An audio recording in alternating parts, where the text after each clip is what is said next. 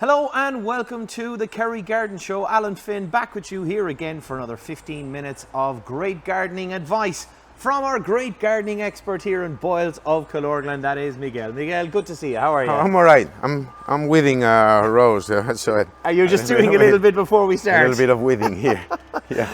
So listen, it's pretty obvious for anyone who's watching the video, but for those of you who are online, our topic is indeed roses. We are back talking about them here on the show because it's a very important time of the year, Miguel, and even just from what we can kind of see around here in the garden centre, there's a lot of things that people need to start with today, isn't there? Yeah, you see they are nearly all in full bloom. Well, not in full bloom, but with a few flowers. And now is the right time to start doing things with them. Mm-hmm. So you remember that we have around 200 different ones, so you can see plenty of colors from here. Really, the most popular are probably gone already. Yeah. We have to make a list of what is sold. What was sold so much. For next year. Beautiful actually. yellows, pinks, but there was some nice deep purples as well. And there was a lot of blues different and dark blues. A gentleman just bought one that is a real blue, purple blue rose. So they are all mixed, so they are not set by color, so you can see different colors, different pastels, and it's a wonderful and when you walk in between the aisle, you can smell them, and they all smell different. Actually, I love being in this part of the garden centre. To be honest, it's always a beautiful part. So aside from the flowering, which is wonderful, they are in full development. They are in full grow. So you can be seeing some things in your garden that we are gonna try to explain you how to do or what it is, and is the right time of the year. What is the right time of the year, or what things are right for now? Yes. So you don't want to go hard pruning right now. Do you do that in very late winter or early spring? So be careful with what you do. You don't want to go too deep if you decide going pruning. Even if you want to bring the plant down, I would probably wait.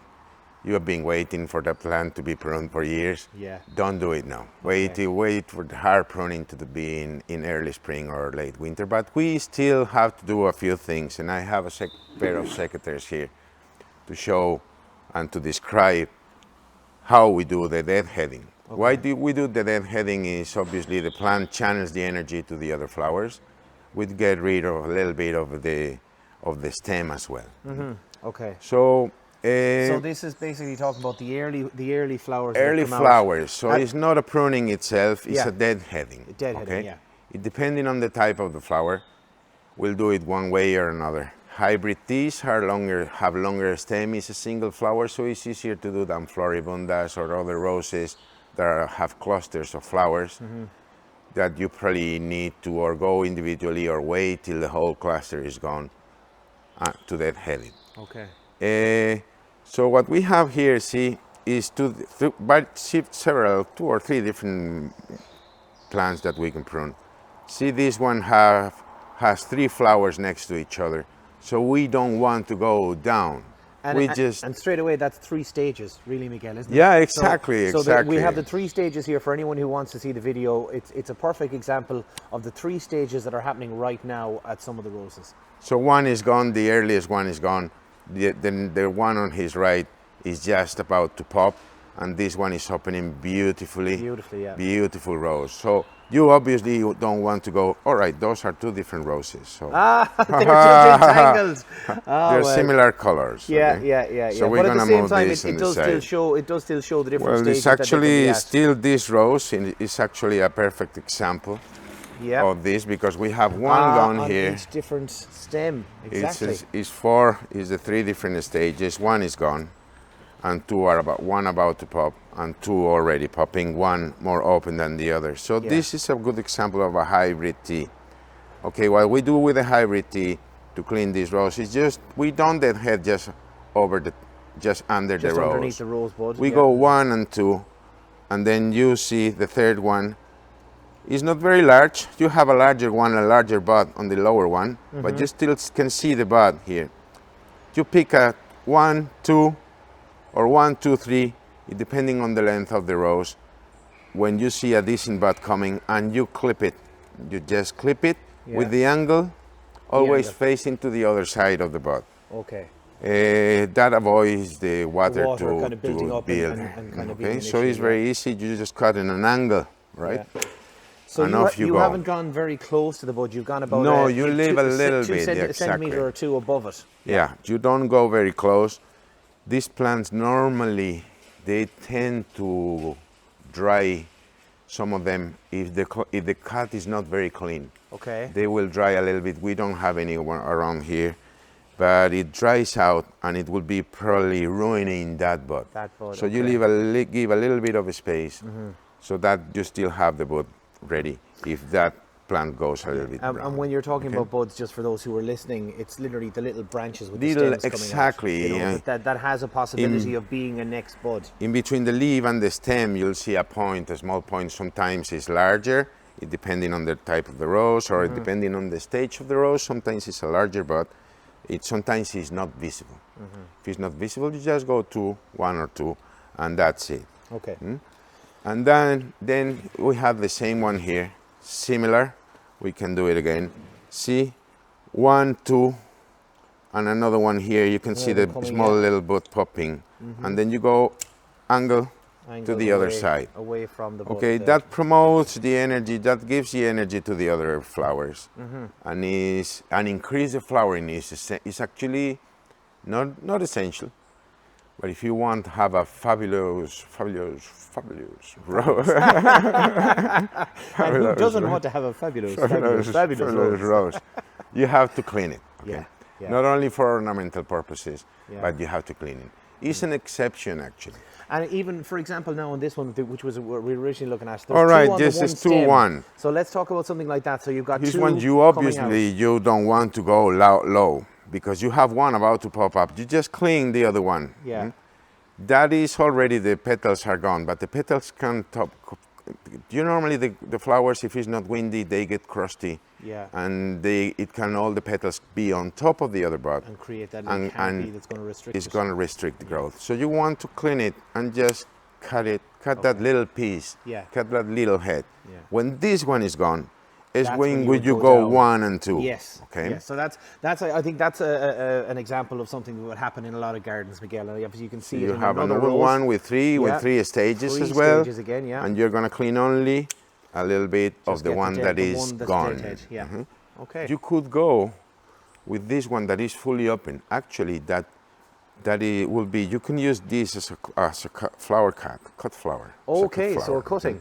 Cutting, Okay. and you go a little bit lower. That's not ideal, unless it's one of these very long stem roses like this Dave Austin we have here. Okay, yeah. We're gonna talk about this in Them a second in a because few this is minutes, a yeah. totally different animal. But just one thing before we go to this one is just the ground cover roses. There you go. It's a Whoa-wee. very long stem, I see. You can Slingshot, sorry can about say. that. Yeah. So the ground cover roses, you don't need to deadhead them. You don't need to prune them. That won't increase flowering. It's only Okay. ornamental purposes what it makes you prune Right. the flowers. Yeah.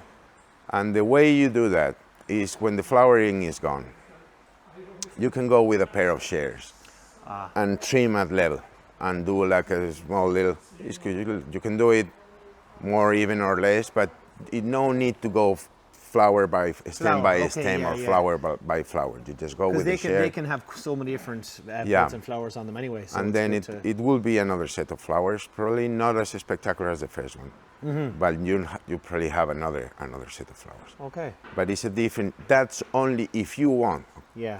because I've seen places that is a big bank full of these shrub roses. They prevent the weeds to come out. So it's a nice way of covering a Kind bank, of keeping it. Yeah. Yeah. a low maintenance bank. And these people they never prune it.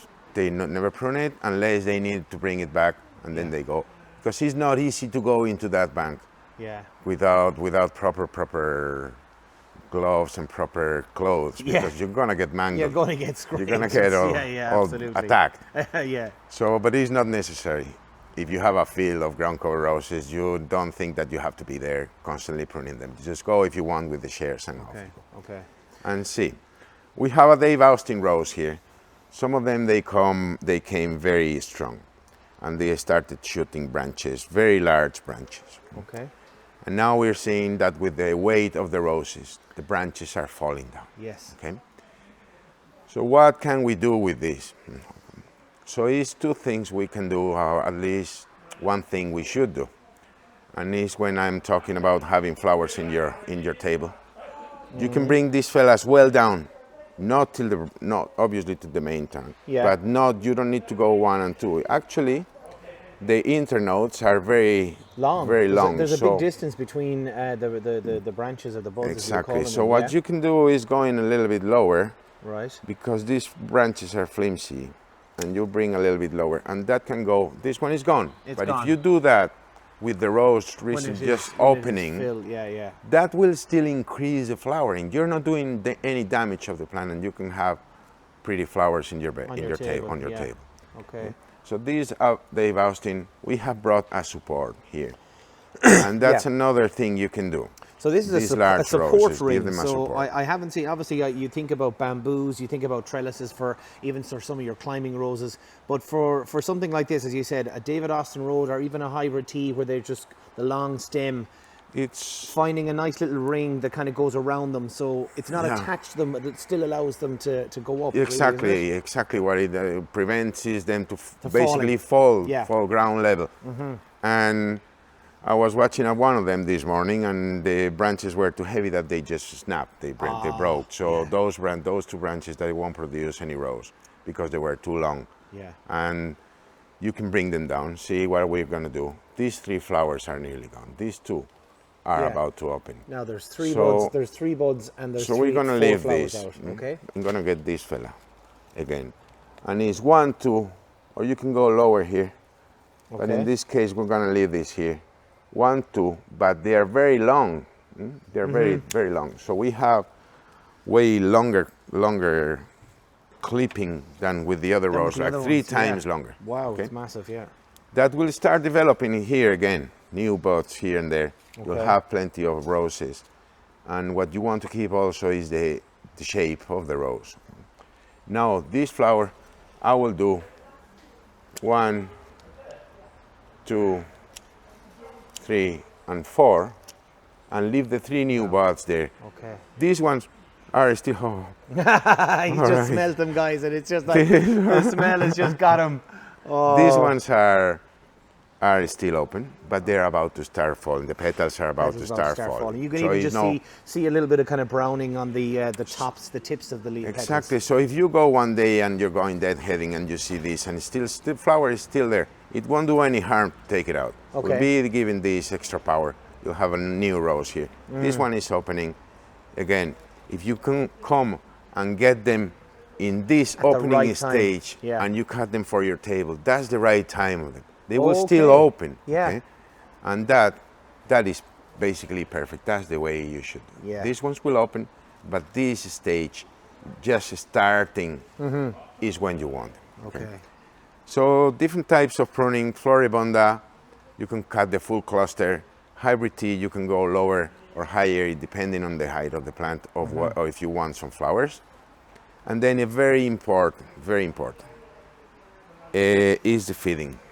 The feeding and the treatment. You see, it's plenty of things that the rose, we have talked about that the roses. Yes, they take everything. They take everything. Absolutely get everything. So I have brought one here. The new varieties, the modern varieties are more susceptible, tolerant or resistant. They're more tolerant, resistant, okay. To mildew and these other rust and black spot that they normally have. But they still get it, all right? It's less, they tend less, they are stronger, they are more tolerant, but they still get it. Okay. In these canopies, with the humidity and the heat here, they just get full of them. Yeah. So you need to treat them every now and then, every 2 weeks, every 3 weeks. You need to give them a little bit of fungus clear. So we've got our rose clear, Rose clear or fungus clear, and you spray the top of it. Yeah. You spray the plant till runoff. You have to see a little bit of runoff. The plant has to drip. And that goes into the system of the plant. Yeah. And it stays there. It kills the mildew straight away. You can see it's powdery mildew. Very white powdery stuff here. Yeah, you can see what is called powdery mildew. Yeah. So with this, you get clean. You cannot abuse. It will produce a malformation in leaves and flowers. So be careful with that once every 2 weeks, but you have to treat them. Yeah. Because if not, the plant will be weaker, the roses will be gone, they will get the mildew in the base of the rose. And that can kind will of be deform them. destroyed. That'll actually stop them from Stop properly... them from growing or even Yeah. falling. Yeah. It just rottens the whole thing and the flower just fall. Okay. So it's very, Very important. very important. Vital. It's vital. Especially in wet and humid days with a good heat.